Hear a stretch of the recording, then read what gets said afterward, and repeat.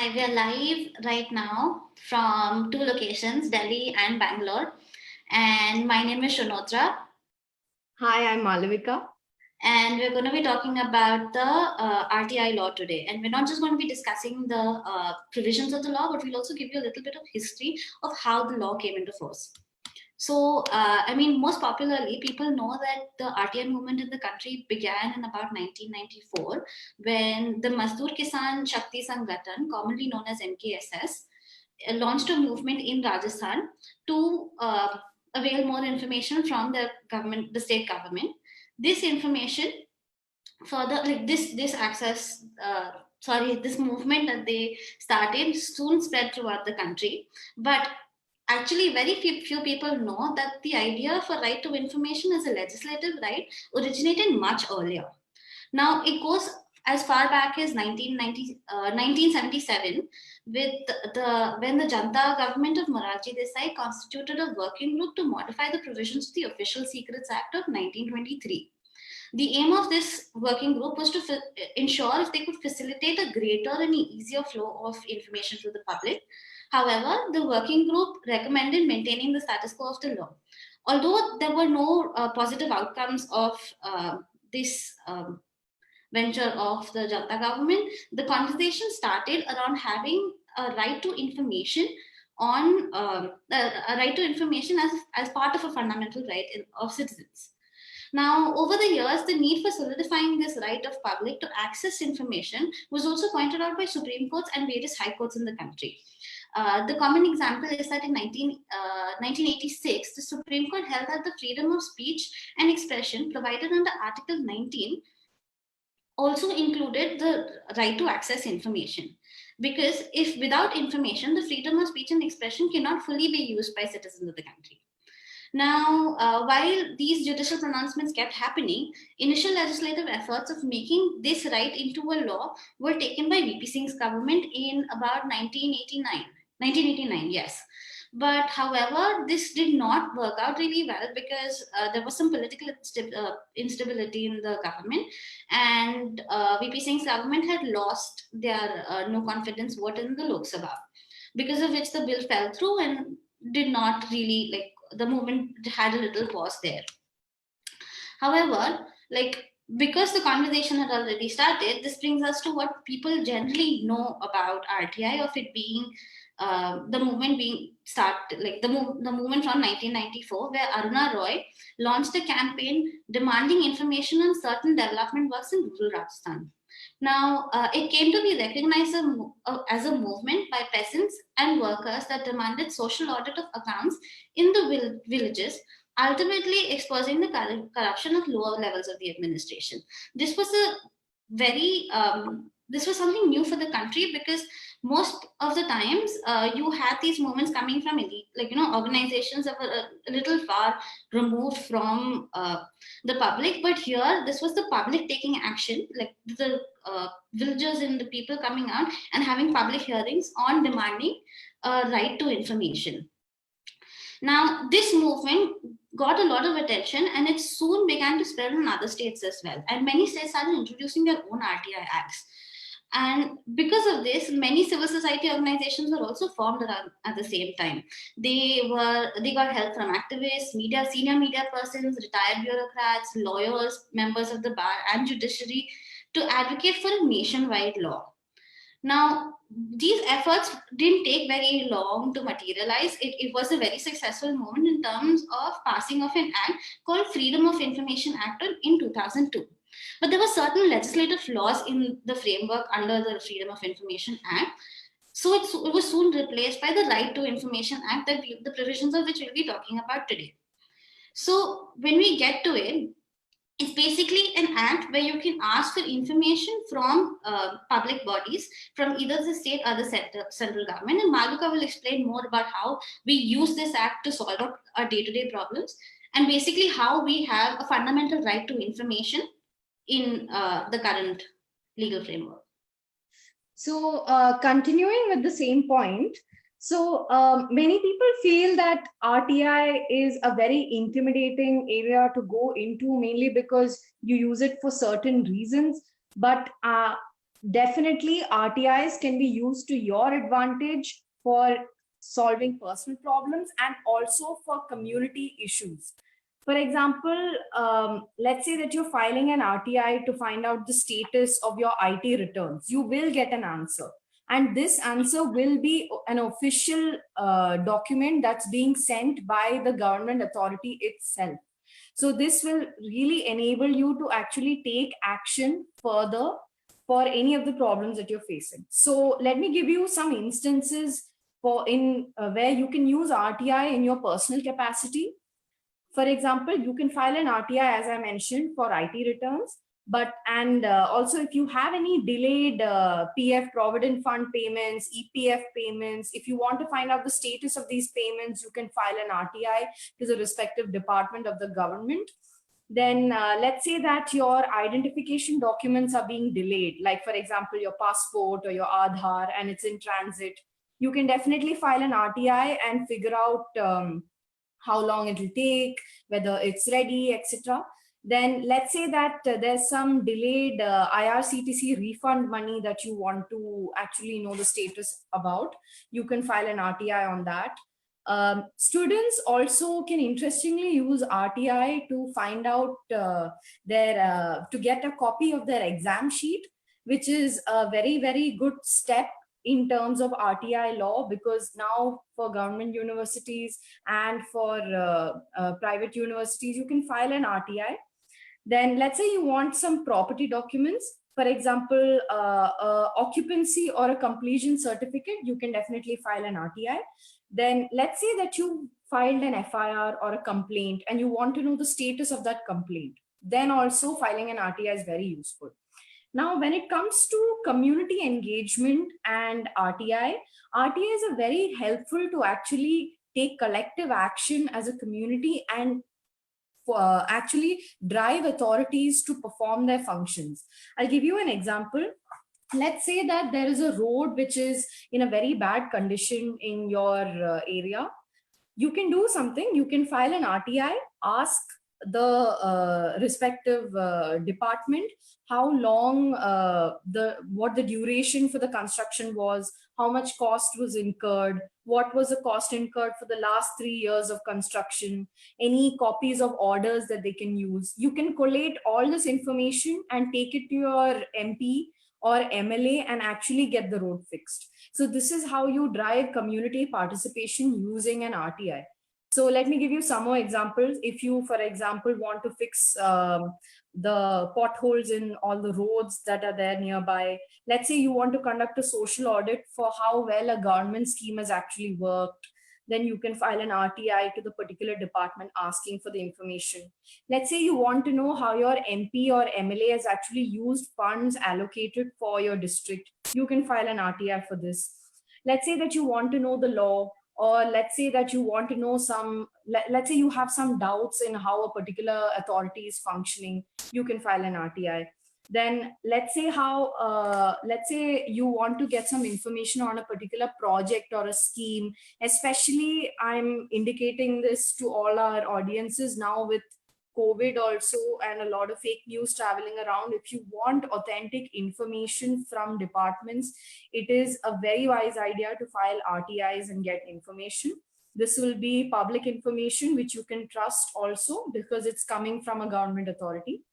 Now, these are all the ways by which you can actually use the RTI Act and use the right to information privilege that's given to all of us. So let's see how to actually do this. Shunotra will now take you through how to actually draft an RTI. So making an RTI application is actually very easy. There are two ways of doing it. One, you can either do it online or you can do it offline. Now, we'll start off with the offline process first. So the first step is to get contact details of the public information officer of the department you want the information from. This information will generally be available on the department's website. If not, you can just address it to the department and write public information, like address it to the public information officer of a particular department. Even if you don't know this person's name, it's okay. It will be directed to the appropriate authorities. Just make sure the address is correct. Then once you have the address, you start writing the application. Make sure you've addressed it to the PIO. So while there is no prescribed format to write an RTI application, you just have to make sure that there are certain details that you mention along with your questions or the information that you're asking for. So first is that you need to ensure that you have your full name, address, contact details like phone number and email ID. Then along with that, there should be a declaration saying that you're a citizen of India, and another declaration saying that whether you are from if you are below poverty line or not. The reason you have to mention this is because if you are below the poverty line, then you are eligible for getting an exemption from paying the application fee. Now, once you've mentioned all of these details, you also have to, in detail, write down the particulars of the information that you are requesting for. It can be either in the manner of question, or you can directly ask that, oh, please provide me with so-and-so document relating to so-and-so scheme. So this part has to be very clear and very specific.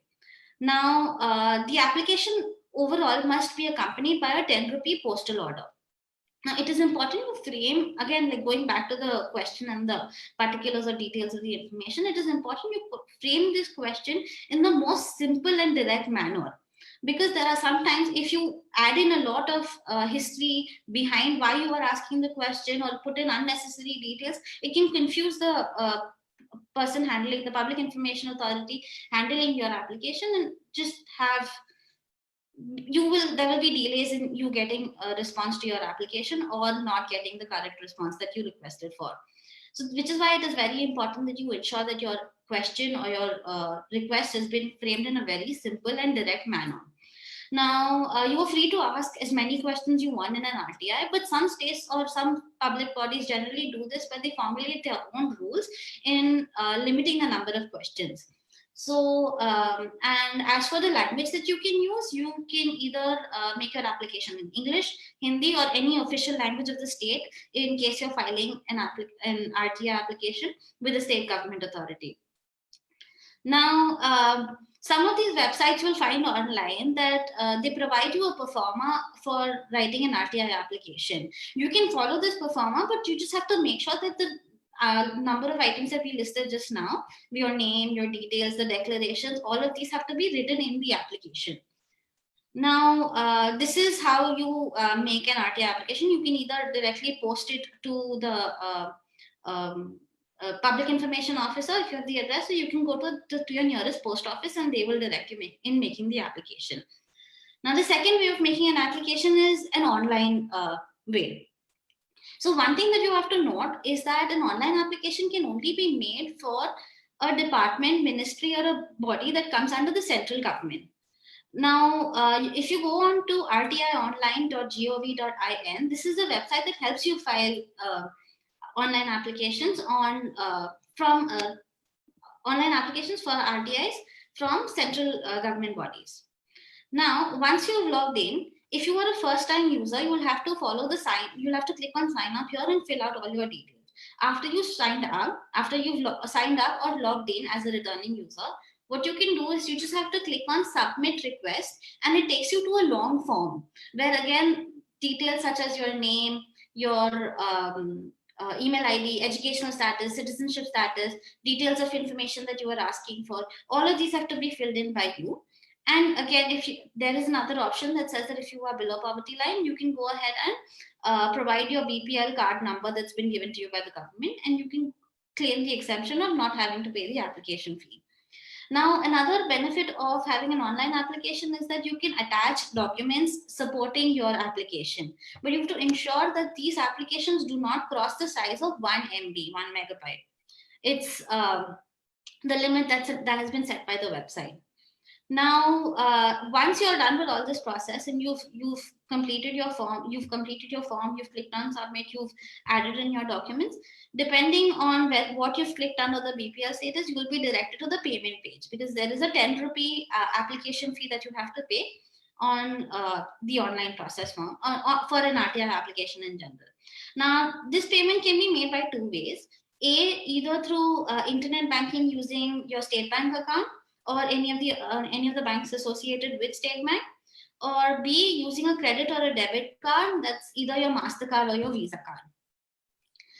Now, as I said, the application fee is been set at rupees 10, but certain states or bodies have formulated their own rules where they can modify this amount.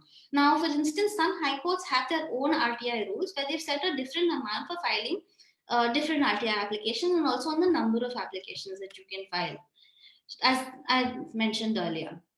Now, again, as I said, like, I need to emphasize on this that the rtionline.gov.in, this website only takes applications for central government ministries, departments, and bodies. If you file an RTI application requesting information from a state government authority on RTI online, like if you file it under the wrong department, your application will be returned to you, and your fees will not be like without your 10 rupee fee. You will have to again go in to the state government's you have to follow a separate process for state government applications. Now, the thing is that only very few states have an online portal for filing an RTI applications like the central government does. For instance, Maharashtra has it, then Delhi has it, Rajasthan has it. You can just go onto their websites and directly follow the same process that you would follow in the central government portal. Now, you can just directly do an internet search to see whether your state has an online portal or not. But overall, the process is very easy, either online or offline. So, moving on from that same thread, what's very important is that once, let's say you file your RTI and it's been 30 days, and let's say that you don't get a reply. Or let's say there's a situation where your PIO has actually replied, but you are unsatisfied with the reply, or they've rejected your application. There may be many reasons, but you have a right to file an appeal under the RTI law. Now, what does it mean when you say file an appeal? It means like when you're not satisfied with the decision or the information coming from the PIO, you have a right to apply to a higher authority, someone who's higher in rank to the PIO, to tell them and to request them to give you the same information. Now, let's say that the PIO has replied, or the PIO has not given you enough information. Within 30 days, you have a right to file an appeal. And let's say that there has been no response 30 days after you file the application, you have a right to appeal. Now, as Shanotra recently, just on the last point, she mentioned that on the website www.rti online, it's very clear that only central government authorities are present. So if you actually want to file an appeal here, you can, and there is an online process given very clearly on this website. But let's say that you want to file an appeal to a appellate authority in a state level, then what you should do is you should actually go to the state's website. Let me give you an example. Let's say that you filed an RTI to the Ministry of, this is a central government example. Let's say you've given an RTI to the Ministry of Labor asking for some information on the topic of public grievances. And what happens? You don't get a satisfactory reply. If you actually go to labor.gov.in and search for appellate authorities, you'll see a full list with names, designations, and details. Similarly, in each state, in their own state departments, you will see that, for example, the Department of Labor in a particular state will have a section for who you can file an appeal to. Now, if the provision for online appeal exists, as Shanotra mentioned, then well and good, you can file an appeal online on the state government website. But if it doesn't, then you have an option to file through post, etc. Now, let's say, so this, what all I explained, this would be the first leg of appeal, and I'm going to refer to it as the first appeal. You also have an option to file an appeal from this first appeal, which I'm going to call as the second appeal. Now, who does the second appeal go to? The second appeal goes to the Central Information Commission or State Information Commissions. Now, these are the nodal authorities under the RTI law. They basically manage all these RTIs. They overlook the functions of all the public officers, public information officers, etc. So what happens after you get your reply from the first appellate authority? Let's say you're not satisfied. Let's say you don't get a reply. Within 90 days, you have a right to file the second appeal. Now, in the second appeal, the Central Information Commission or the State Information Commission can take many steps to actually provide you information. Some of them, some of them that they can take are: one, they can actually provide the information themselves if it does not require them to actually ask a department. But otherwise, what they can do, they can even appoint a PIO if they feel that it requires a particular designated officer. They can publish the relevant information with you. They can they also can actually ask the PIOs to conduct training programs, so that they are enabled to actually give you information. They manage records of all the RTIs that are there with each PIO. They can also provide compensation to you. There was a case called Vansh Gupta versus Union of India, which was there in the CIC and in the Delhi High Court, where a compensation amount was actually given to a student of National Law School, Bangalore, because he had asked for a copy of the Indian Christian Marriage Act, and the PIO of the department did not give it. So there is a possibility that you may even get compensation for delay of information. Now, after this appeal mechanism and all the details that Shunitra has talked about on filing and RTI, it's very important to understand what all information the public information officer can give and cannot give. So I'm going to give you a list of exempted information, meaning information that need not be given by the public information officer. And if you file an RTI on any of these topics, your RTI may get rejected. So let's say that you file an RTI on an issue that affects the security or the economic status of India, then they may reject. Let's say you file an RTI to the police regarding ongoing investigations or details about particular criminal cases, that may not be provided to you. If you request information for on what a foreign government has actually discussed with India, that may be privileged information and that need not be given to you. Then if the information you've requested is in breach of the privilege of the legislature or the parliament or the state assemblies on the state level, then also that may not be given to you. Let's say that the information you've requested actually is from a relationship based on trust. Now, I'll give you an example of that. It will be tough for you to get information, personal information and details and medical records of those admitted in mental health care institutions, because that information is collected from element of trust. So you may not get that kind of information. Then you may not be given information which may harm any commercial interest. For example, if you ask about ongoing commercial contracts which India have with foreign clients, that may not be provided to you. Information which may cause copyright infringement may also not be provided to you. And records of cabinet ministers, let's say you want to know the details of the ministers of the government, it will be provided to you, but only after they have been selected. During the duration, you may not get the reply. And let's say that for all these categories that I've mentioned, if you actually do want to get information which is around 20 years old, there is a high possibility that you will get it if it's 20 years old. But again, the public information officer has a right to deny it, stating security reasons, economic reasons, and if it actually breaches any parliamentary privileges, again, the PIO may reject it. So this is very important to know on what all you cannot file an RTI for. Although you have a right to try, but it's a high possibility that your RTI will be rejected. So let's also move on to a very important component on what organizations are actually excluded from RTI law.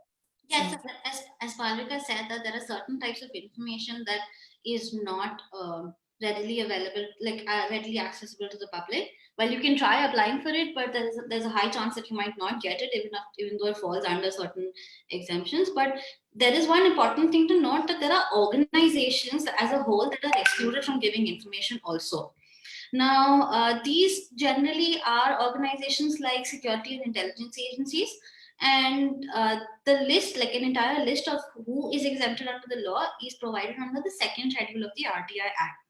Now, to give you some examples of what kind of organizations that we're talking about here, it would be organizations like in Intelligence Bureau, Research and Analysis Wing, then Enforcement Directorate, Border Security Forces, Special Frontier Forces. So the idea is that these organizations that deal with highly like secure and like intelligence agencies, basically they are excluded. You can access the full list, as I said, under second schedule of the law.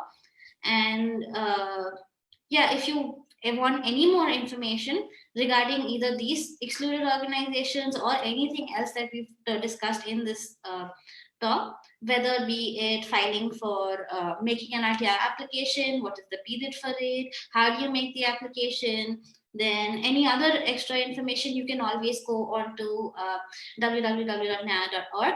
And if you do not find any specific information on RTI law, you can always click on the Ask Nyaya button and basically ask us any question you have on the law. You can also leave comments under this video if you have any specific questions on what we discussed about today. But yeah, I mean, this was RTI law from Bangalore and Delhi. We hope you found it informative. Bye. Have a good day. Bye.